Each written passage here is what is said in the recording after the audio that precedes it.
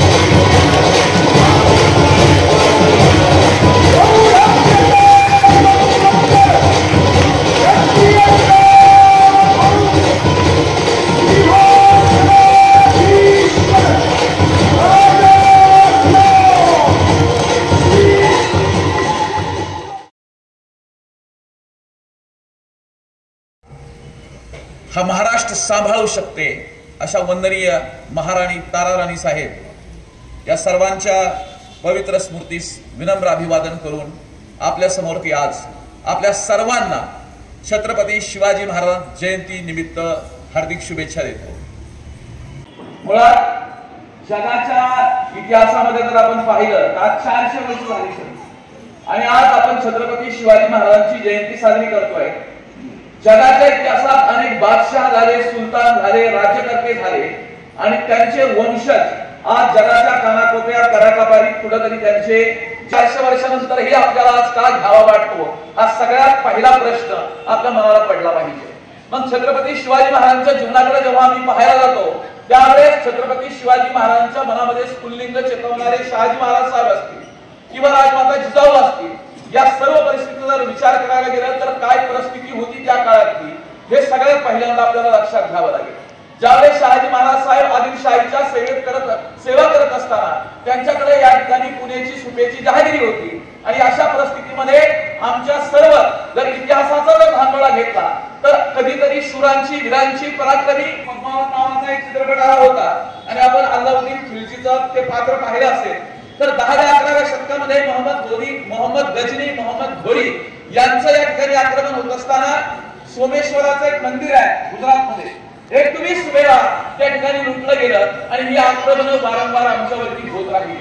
मग आमच्या पराजयाची काय कारण आहेत याचा जर विचार मी करायला लागलो, आक्रमण किंवा खिलजींचं आक्रमण ज्यावेळेस आमच्या देशावरती होत होतं त्यावेळेस आम्ही रामायण महाभारताच्या कथा आपण ऐकल्या असतील, आम्ही या ठिकाणी गदा चालवत होतो, धनुष्यबाण चालवत होतो। मात्र ही जी लोक आली ही लोक आलीच ती मुळात तलवारी घेऊन, भाले घेऊन आणि या तलवारी आणि भाल्यांचा सामना करण्याचं सामर्थ्य किंवा ते तंत्र आमच्याकडे नव्हतं आणि म्हणून आम्हाला पराभव पाहावा लागला आणि खिलजीचा असेल किंवा या घोरी आणि गजनींचा असेल या सर्व परकीय आक्रमणांना आणि सामोरं जात असताना आम्हाला पराजयाचा सामना करावा लागला आणि परकीय सत्ता या ठिकाणी दिल्लीवरती आणि या संपूर्ण हिंदुस्थानवरती आमच्या थया नाचू लागल्या।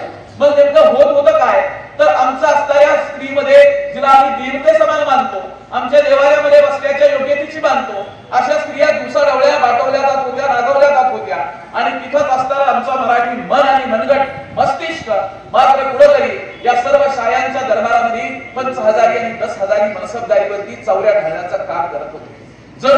आम्ही शंडपुंड झालो होतो आणि जणू काही या सर्व भूमीला कुठेतरी वीरांची कमतरता जाणवत होती. आणि या सगळ्या गोष्टींचा जर विचार करायला लागलो तर ज्यावेळेस हे सर्व जवळती संभाजीनगर नावाचं शहर आहे आणि त्याच्या जवळती देवगिरीचा किल्ला आहे. या देवगिरीवरती यादवांची राजधानी होती आणि या संपूर्ण असणाऱ्या प्रदेशावरती हिंदुस्थानचं ऐकदिशियांचं आपलं राज्य नांदत होतं. मात्र असं असताना घडलेल्या चुकांपासून बोध घेतला नाही तर तोच इतिहास परत आपल्या समोर उभा राहतो आणि दुर्दैवानं 15वे शतक उजाडलं. आणि आज जर आपण जगाचा नकाशा पाहिला तर चायनाच्या जवळती मंगोलिया नावाचा एक देश आहे आणि या मंगोलियामध्ये आदिवासी असणारी किंवा जंगली असणारी एक जमात मंगोल जी की चंगेज खान आणि तैमूर यांच्या वंशाच्या मिलानातून त्या ठिकाणी मंगोल जमात तयार झाली.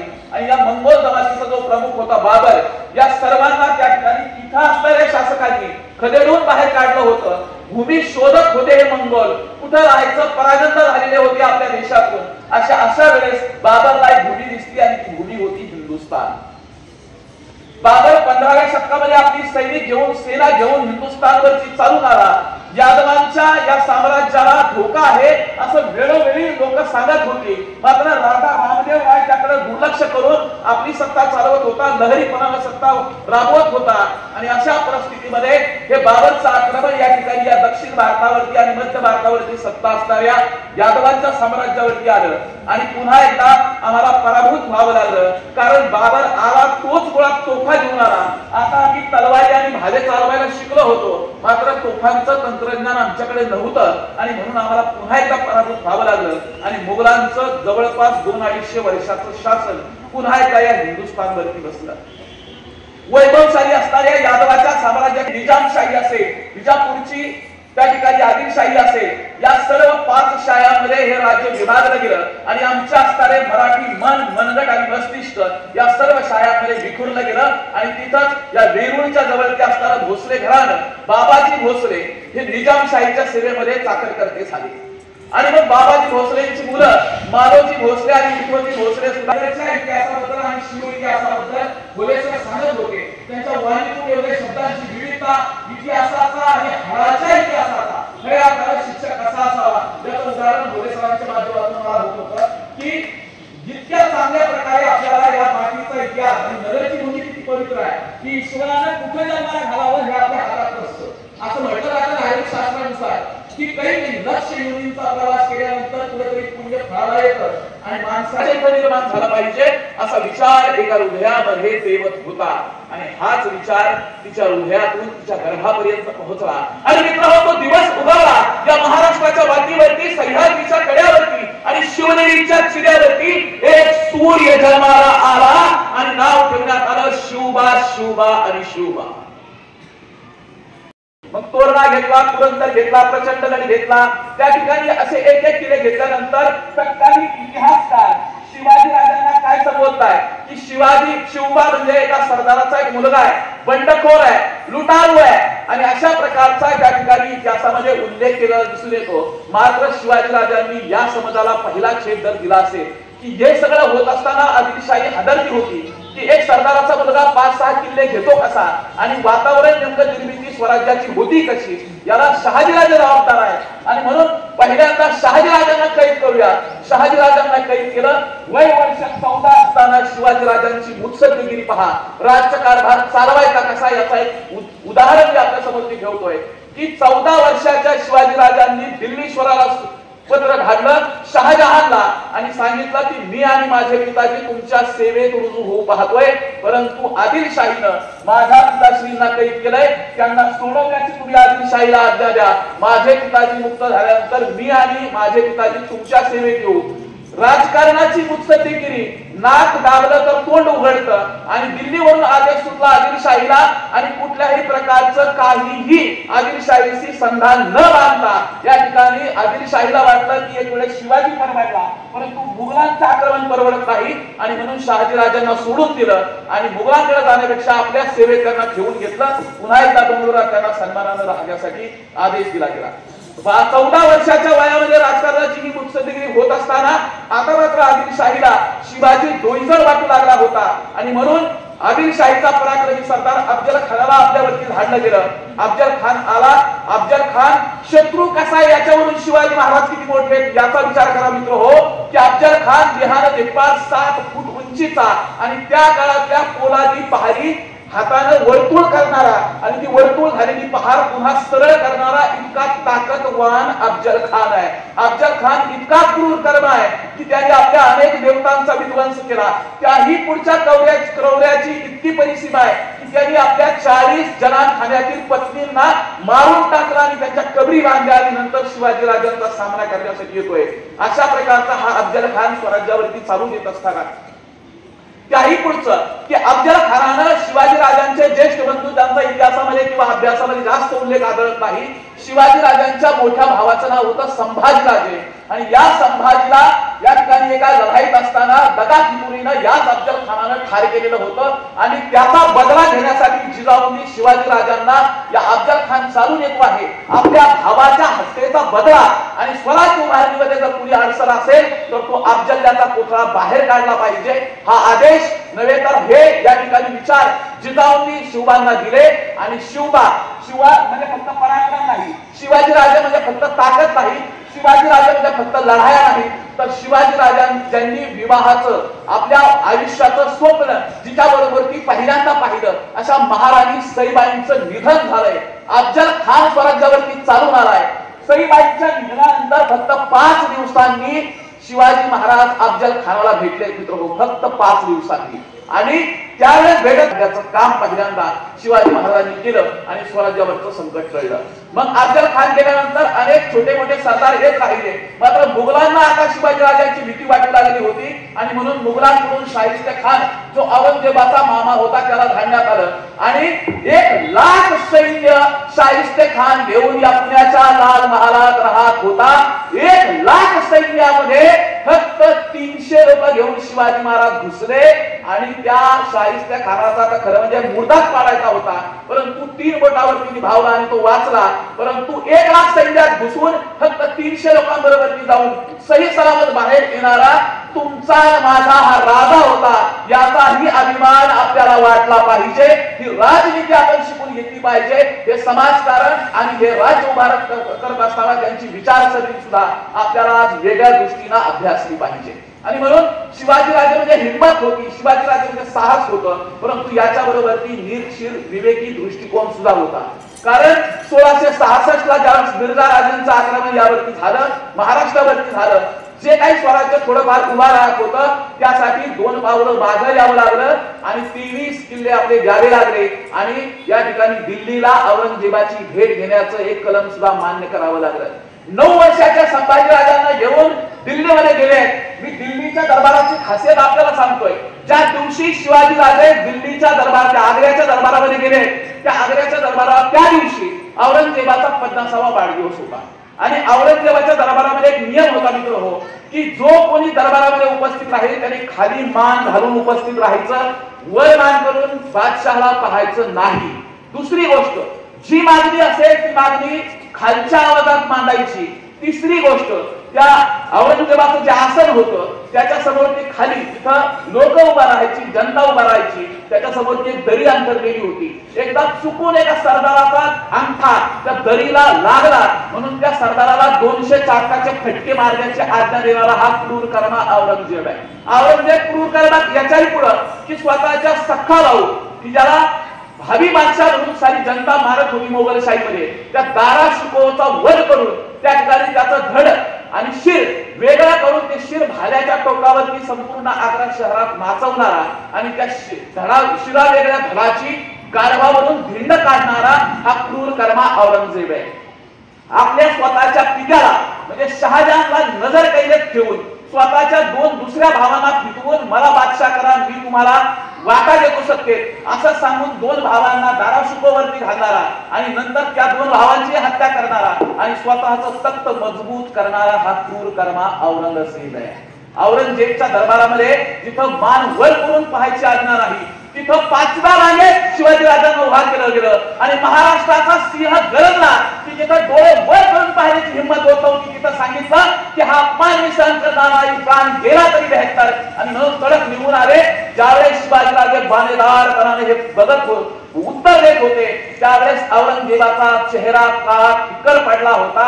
हे वर्णन कवी भूषणनं आपल्या साहित्यात केलंय की संपूर्ण सरदार गरीब गात्र झाले होते की आता या शिवाजीला काय शिक्षा होईल. परंतु प्राण गेला तरी बेहत्तर शत्रू मुलगात इथून जवळपास 1,500 किलोमीटर वरती आणि जो आपला सगळ्यात मोठा शत्रू आहे जो कधीही आपला प्राण घेऊ शकतो इतकी विपरीत परिस्थिती असताना शिवाजी राजांनी दाखवलेलं धाडस आपल्या जीवनामध्ये विपरीत परिस्थिती असताना सुद्धा आपण खचून जाऊ नये आणि हिमतीनं आपण पुढे जात राहावं. आपल्या तत्वावरती आपल्या विचारावरती आपल्या स्वाभिमानावरती कायम राहावं ही शिकवण देणारं शिवचरित्र आहे. हेही सगळ्यात महत्वाची गोष्ट आहे. एक कवी असं म्हणतो हिंदीमध्ये की शिवाजी राजांची आणि महाराष्ट्राची भूमी कशी आहे. ते गाणं आपण ऐकलं असेल. प्रदीप यांनी लिहिलेला की आओ बच्चों तुम्हें लिखा है झांकी हिंदुस्तान की इस मिट्टी से तिलक करो ये धरती है बलिदान की.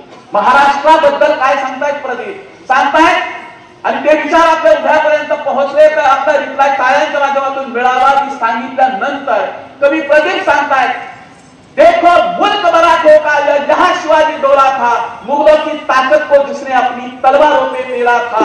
हर पर्वत पर आग लगी थी हर पत्थर एक शोला था बोली हर हर महादेव की बच्चा बच्चा बोला था. लाज रखी थी शेर शिवाजी हमारे अभिमान की. आओ बच्चों तिलक करो ये धरती हिंदुस्तान की. आओ बच्चों तिलक करो ये धरती है बलिदान.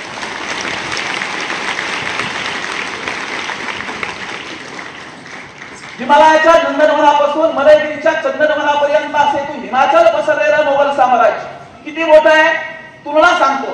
10 कोटी रुपयांचा महसूल गोळा होतोय स्वराज्यात आणि 300 कोटी रुपयांचा महसूल गोळा होतोय मोगल साम्राज्य.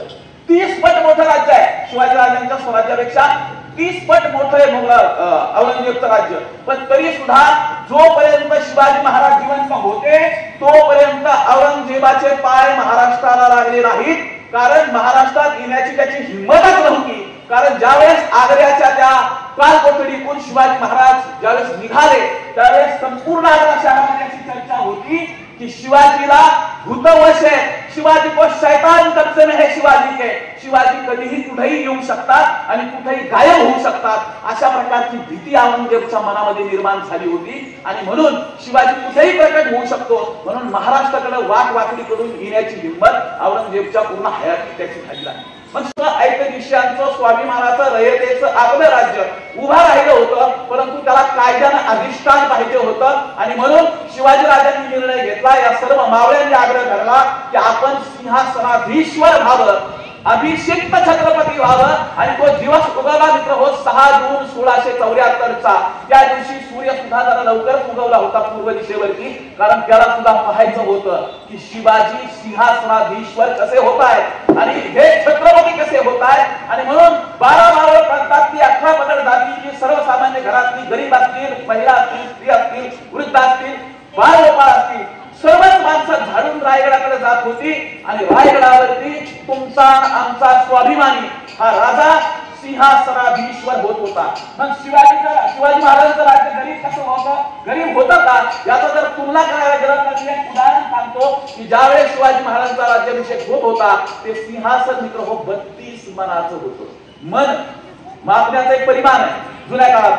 32 मन म्हणजे काय एक मन म्हणजे 40 किलो आणि 32 मनाचा जर हिशोब केला तर जवळपास 1280 किलो सोन्याचं सिंहासन तुमच्या माझ्या राजाला फक्त बसायसाठी होतं. 1280 किलो.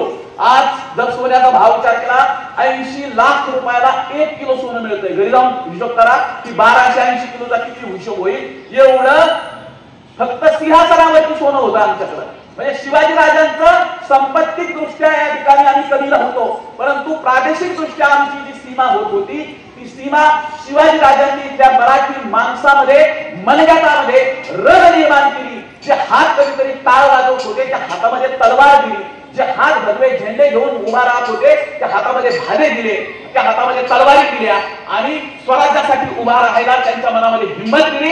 आणि त्यानंतर शिवाजी राजांचं जीवन जरी 50 वर्षाचं असलं तरी पुढे मराठी साम्राज्याचा जर विस्तार पाहिला तर अटक पासून कटक पर्यंत संपूर्ण हिंदुस्थान पादाक्रांत करण्याची किमया आणि पराक्रम भारतामध्ये ऐकदेशामध्ये आज असणाऱ्या विविध जाती जमातीमध्ये जर कुणी केला असेल तर तो तुमच्या माझ्या पूर्वजांनी केलाय, तो मराठ्यांनी केलाय. हे सगळ्यात महत्वाचं आहे. याचाही अभिमान आमच्या हृदयामध्ये वाटला पाहिजे. ही सगळ्यात मोठी गोष्ट आहे. आणि म्हणून शिवाजीराजांनी पेटवलेलं स्फुल्लिंग हे भारतभर पोहोचलेलं होतं. अनेक वीर निर्माण झालेले होते, अनेक पराक्रमी योद्धे याच मातीतून निर्माण होऊन या देशाला नवीन आकार देण्याचं काम करत होते.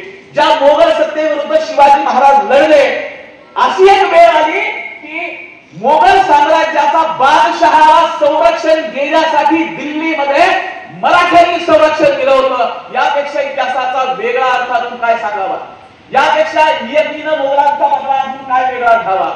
या प्रकारचा पराक्रम मराठी माणसांनी दिल्लीच्या तख्तापर्यंत, आणि म्हणून असं म्हटलं गेलं की दिल्लीचेही तख्त राखतो महाराष्ट्र माझा. कारण महाराष्ट्रामध्ये तेवढी हिंमत आहे की दिल्लीच्या तख्ताचं रक्षण करणं नव्हे तर दिल्लीच्या तख्तावरती बसण्याची सुद्धा हिंमत महाराष्ट्रीय माणसामध्ये आहे. फक्त दुर्दैवानं जी शिवाजी महाराजांच्या इतिहासामधली गोष्ट आहे तीच स्वामी विवेकानंद एका ठिकाणी असं म्हटले होते की जो समाज आपला इतिहास विसरतो त्या समाजासमोर की पुन्हा एकदा तो इतिहास आल्याशिवाय राहत नाही. आणि म्हणून ज्यावेळेस शिवाजी राजांचं स्वराज्य निर्माण होत होतं त्या काळामध्ये त्यांचे असणारे भाऊबंद असतील, त्यांचे असणारे इतर सरदार असतील, हे आपल्यासारखाच एक सरदाराचा मुलगा आहे, हा स्वराज्य निर्माण करण्याचं स्वप्न पाहतोय, याच्यावर बहिष्कार टाका. आणि म्हणून शिवाजी महाराजांना सगळ्यात जास्त त्रास जर कुठला झाला असेल तर तो आपल्याच पैकी असणाऱ्या काही पूर्वजांनी म्हणजे त्यांच्या बांधवांनी जो आहे तो दिलेला होता. आणि म्हणून स्वराज्यामध्ये अडथळे दावळीचे मोरे असतील किंवा खंडोजी खोपडे असतील किंवा अनेक सारी उदाहरणं आहेत त्या काळातली की शिवाजी राजांना पहिला त्रास हा झाला आणि नंतर घराबाहेरचा शत्रूशी आपल्याला सामना करावा लागला. कदाचित जर मराठी माणसाची एकजूट त्यावेळेस दिसली असती तर देशाचा इतिहास शिवाजी राजांच्या हयातीतच वेगळा झाला असता. ह्याही विचार आपल्याला या ठिकाणी लक्षात घ्यावा लागेल. आणि आज स्वातंत्र्य झाल्यानंतर आमची एखादी व्यक्ती पंतप्रधान पदापर्यंत का पोहोचू शकत नाही? उद्याच्या काळात तुम्ही जागरूक नागरिक आहात, उद्याच्या काळात तुम्ही मतदार आहात, उद्याच्या काळात धर्माच्या काळातल्या सर्व बाजूला घेऊन फक्त स्किल ज्याच्यामध्ये पराक्रम आहे, ज्याच्या अंगामध्ये रग आणि धग आहे, तो स्वराज्याचा सैनिक होऊ शकतो.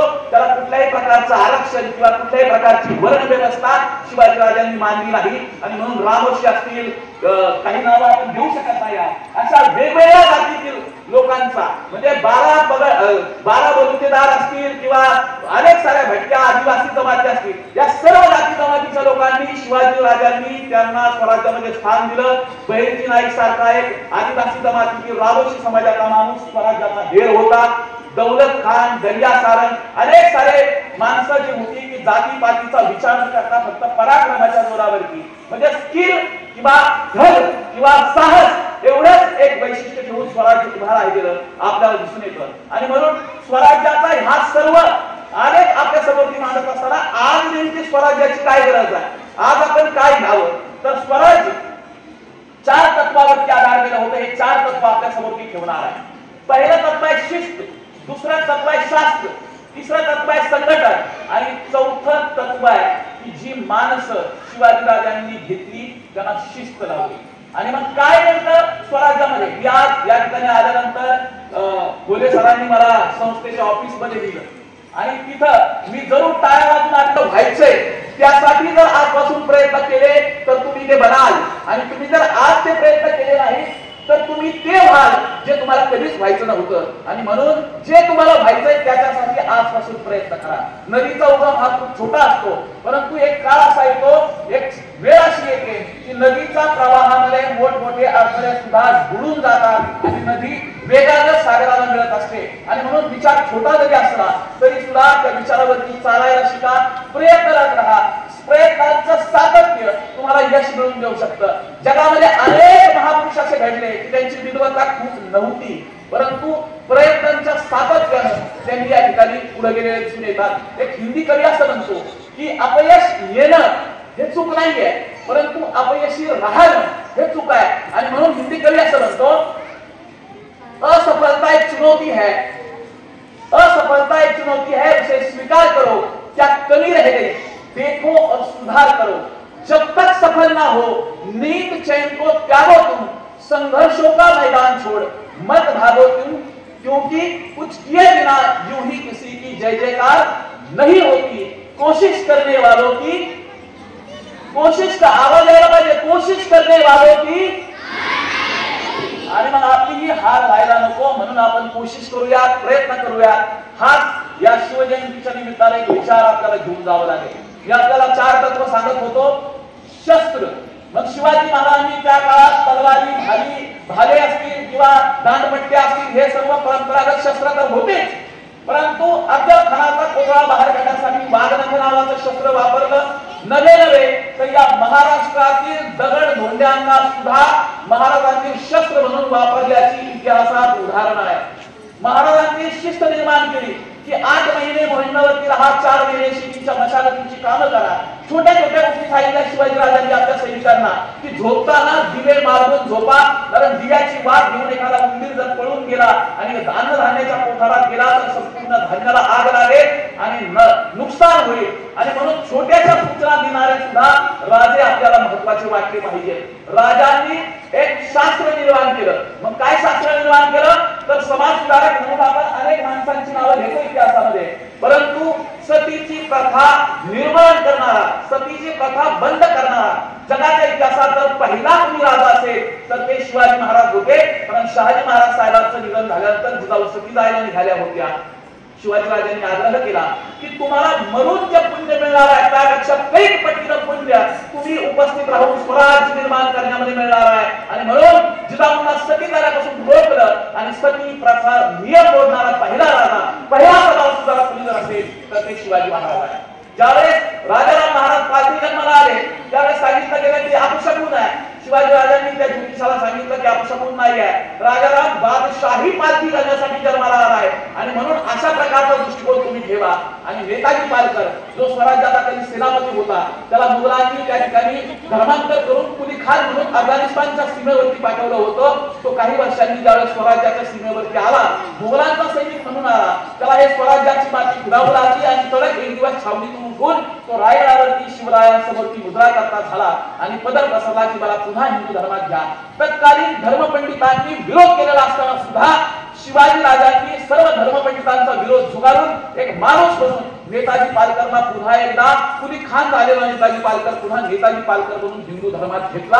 आणि एवढंच करून जमले नाही तर नेताजी पालकरच्या घरामध्ये स्वतःची सोयरी करून सुद्धा समाजासमोर की नवा आदर्श घालून दिला. असा हा आदर्श तुमच्या माझ्या समोरती असताना 400 वर्ष झाली. जगाच्या इतिहासात किंवा भारताच्या इतिहासात अनेक महापुरुष झाले, मात्र लोकराजा म्हणून याची नोंद घ्यावी असे शिवाजी महाराज आहेत. ही सगळ्यात महत्वाची गोष्ट आहे. शिवाजी राजांबरोबर असं म्हटलं गेलं की या भूमंडळाचे खाई महाराष्ट्र धर्म राहिला नाही राजे तुझा कारणे, राजांना श्रीमंत योगी म्हटलं गेलं. मित्रहो, श्रीमंत माणसं ही योगी असत नाही आणि योगी माणसं हे श्रीमंत असत नाही, परंतु राजांना दोन्ही पदव्या एकाच वेळी लागल्या गेल्या की राजे श्रीमंत योगी होते. मग नेमके काय होते की राजे श्रीमंत होते, त्यांनी जे संघटन निर्माण केलं होतं, जी माणसं निर्माण केली होती, जी जान प्रमाण करती झाली राजांसाठी, परंतु मागा हटली नाही, अशा माणसांमुळे राजे श्रीमंत होते. आणि योगी याच्यासाठी होते की राजांनी उभारलेलं राज्य हे स्वतःच्या भोगविलासासाठी सुखासाठी नव्हतं तर ते रयतेच्या भल्यासाठी होतं. आणि म्हणून हे राज्य अविरत टिकलं, वृद्धिंगत होत राहिलं. दिल्लीच्या तख्ताच्या पुढे जाऊन अब्दालीला पिटवून, अब्दालीच्या मुलाला पिटवून लावून अटकच्या किल्ल्यापर्यंत झेंडा रोवणारं हे मराठी स्वराज्य होतं. याचा हे अभिमान आपल्या मनामध्ये निर्माण झाला पाहिजे. मी आपल्याला एक फरक फक्त सांगणार आहे की एकीकडं हजारोंची कैद, हजारोंची हत्या करून स्वतःचं सिंहासन बलिष्ठ करणारे अनेक सुलतान किंवा अनेक बादशाह आपल्याला दिसून येतात. परंतु मी मेहनत तरी चालेल, लाख मेहनत तरी चालतील, परंतु माझा राजा शाबित राहायला पाहिजे, लाखांचा पोशिंदा शाबित राहायला पाहिजे. म्हणून स्वतःच्या प्राणाच्या रांगोळ्या रेखणारे मावळे आम्हाला पदोपदी दिसून येतात. मग सरांनी मराठी उल्लेख केला की बाजी प्रभू असतील की राजे तुम्ही पोहोचा, जोपर्यंत गडावरती तुम्ही पोहोचत नाही तोपर्यंत यमालाही माझा प्राण घेण्याचा अधिकार नाही. रक्ताच्या शेवटच्या आणि श्वासाच्या शेवटच्या कणापर्यंत, क्षणापर्यंत आणि रक्ताच्या शेवटच्या थेंबापर्यंत लढत राहिला बाजी. आणि जेव्हा तोफेची इशारा झाली त्यावेळेस बाजीला प्राण सोडले. आधी लग्न कोंढाण्याचं, मग लग्न रायबाचं करून तानाजी त्या ठिकाणी धारातीर्थी पडला या कोंढाण्यावरती. मुरारबाजी समोरती दिलेर खानानं या ठिकाणी 10,000 सरदारची देऊन केली होती. आणि त्यावेळेस दिलेर खानाला मुरारबाजीनं दिलेलं उत्तर महत्वाचं आहे. मुरारबाजीनं सांगितलं की माझ्या स्वराज्यात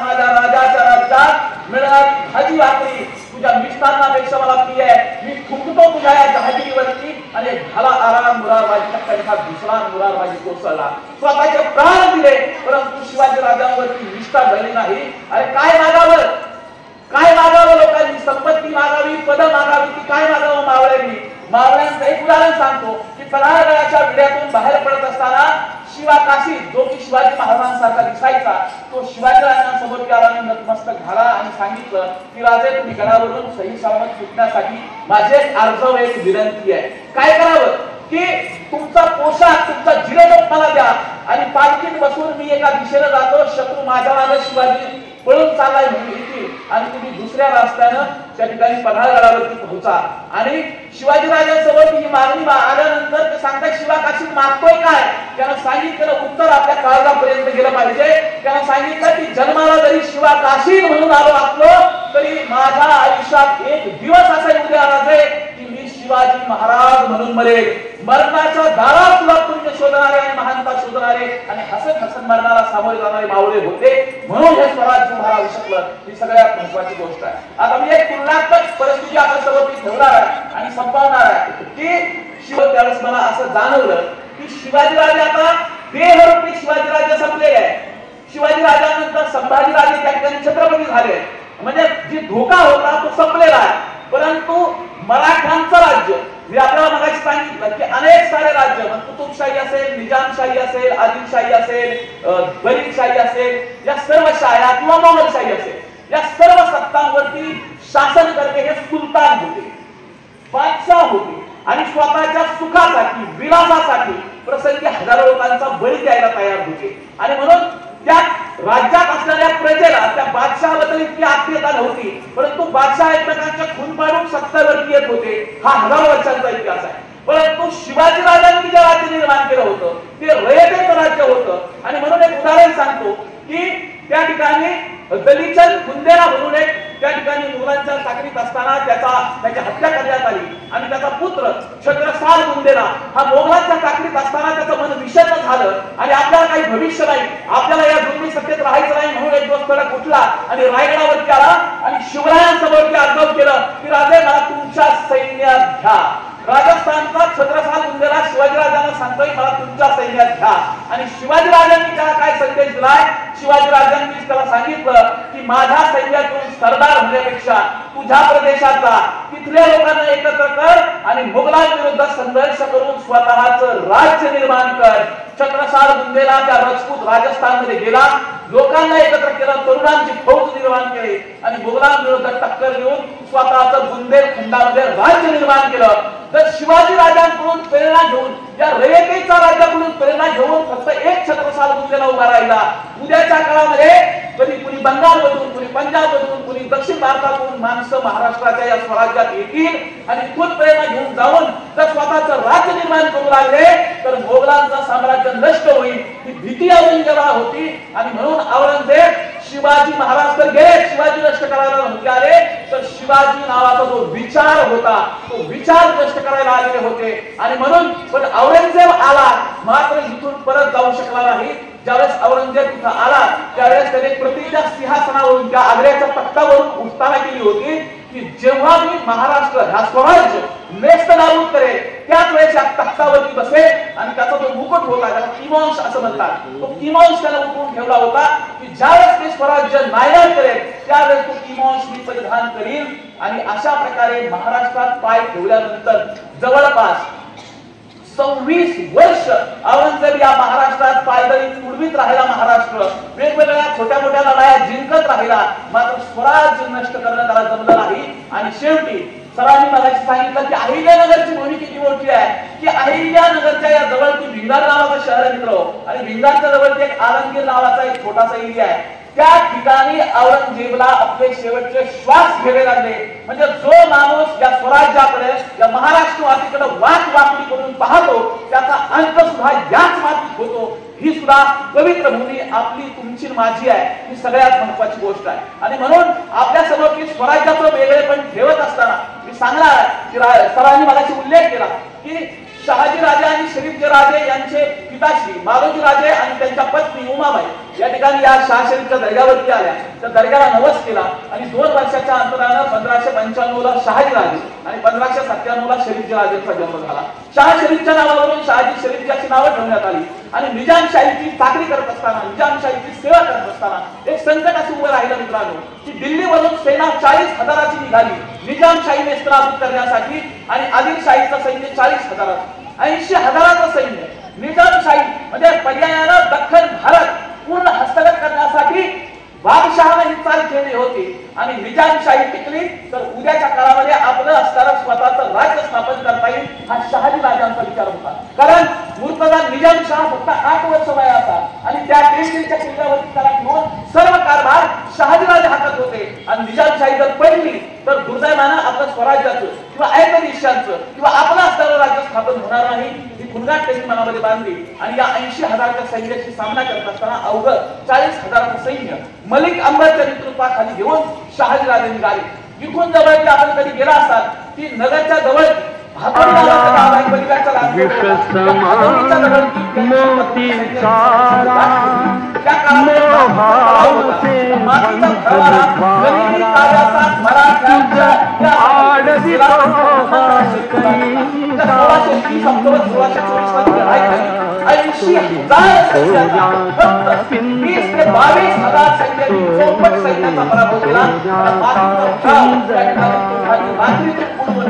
शत्रू सैन्य होतं त्या मातीच्या भावात वाहून गेलं आणि राहिलेलं काळात उठलेलं गणित गात्र झालेलं सैन्य होतं त्याच्याबरोबर ती सुरेलय होतात.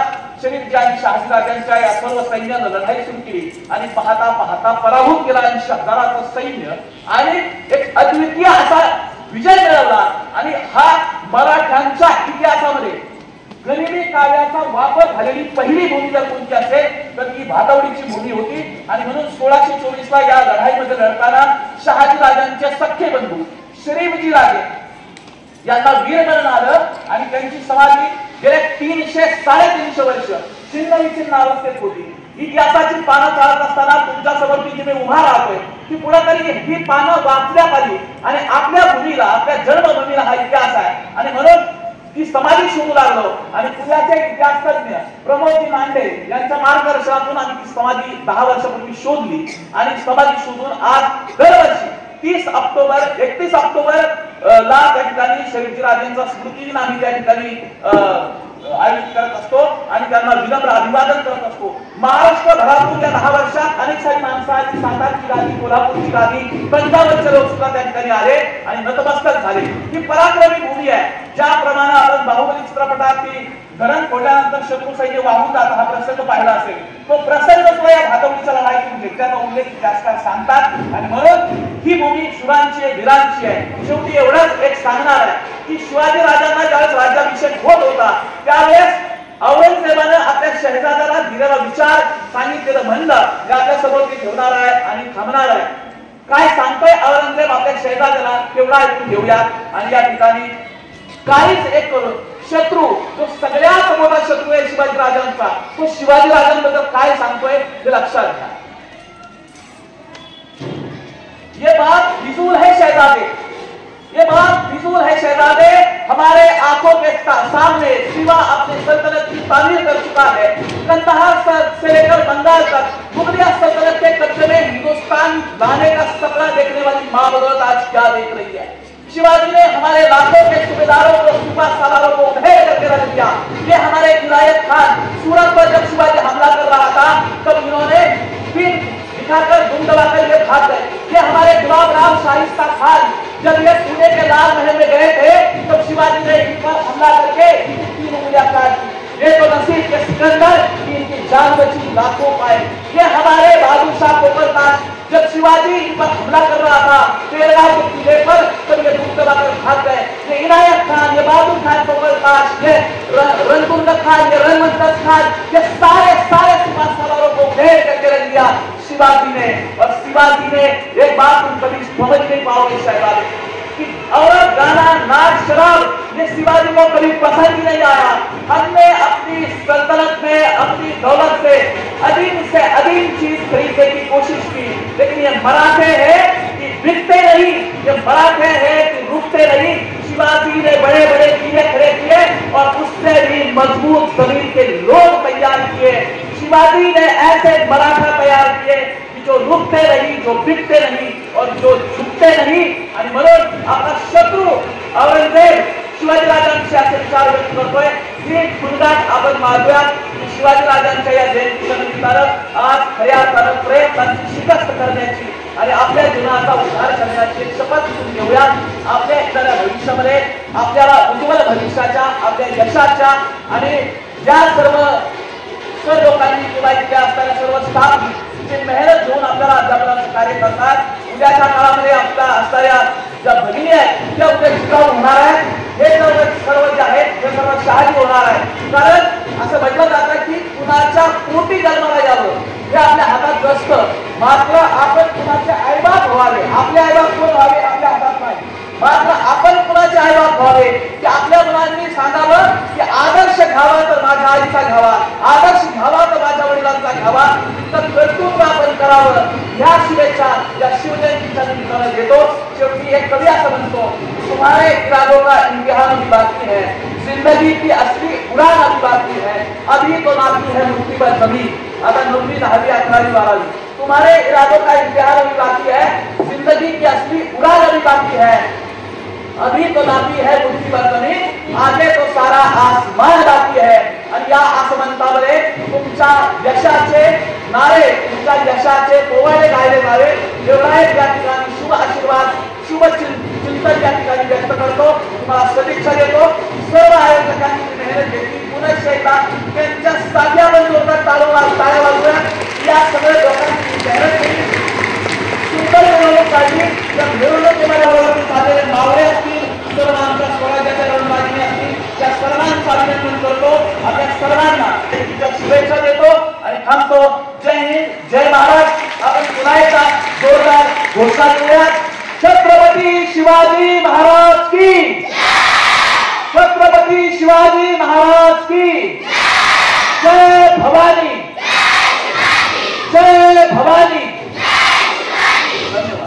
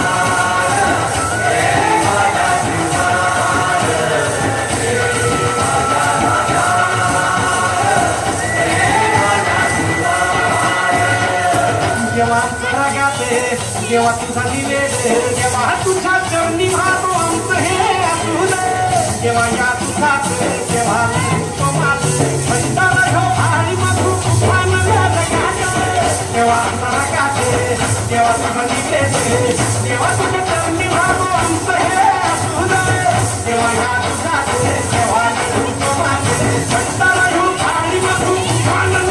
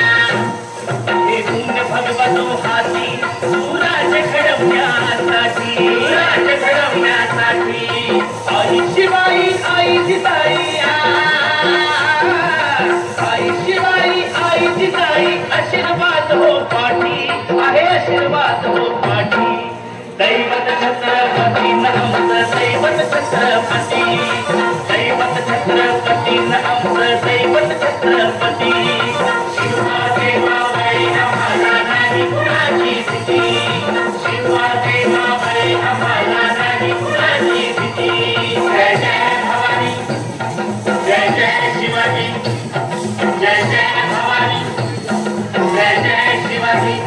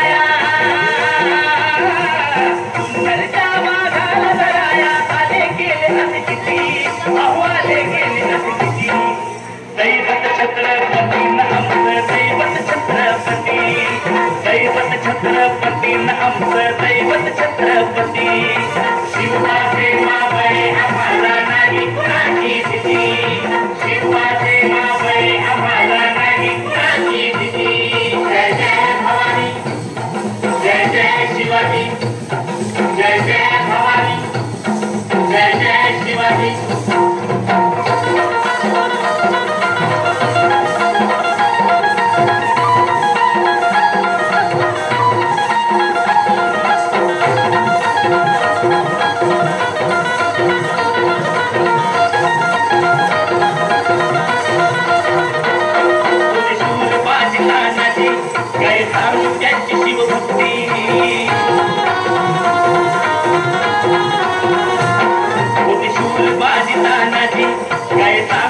शिवभक्ती नाव घेता संता धनाजी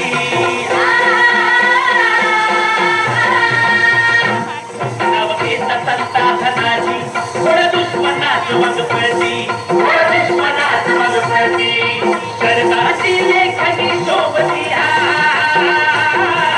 कर्णाची लेखनी शोभती शिवाजी आरती विशाल शिवाजी आरती दैवत छत्रपती आमचं दैवत छत्रपती दैवत छत्रपती आमचं दैवत छत्रपती शिवा देवा बाई आम्हाला नाही कुणाची भीती शिवा देवा बाई आम्हाला नाही कुणाची भीती जय जय भवानी जय जय शिवाजी जय जय भवानी जय जय शिवाजी मेरी वर्षू बदल मला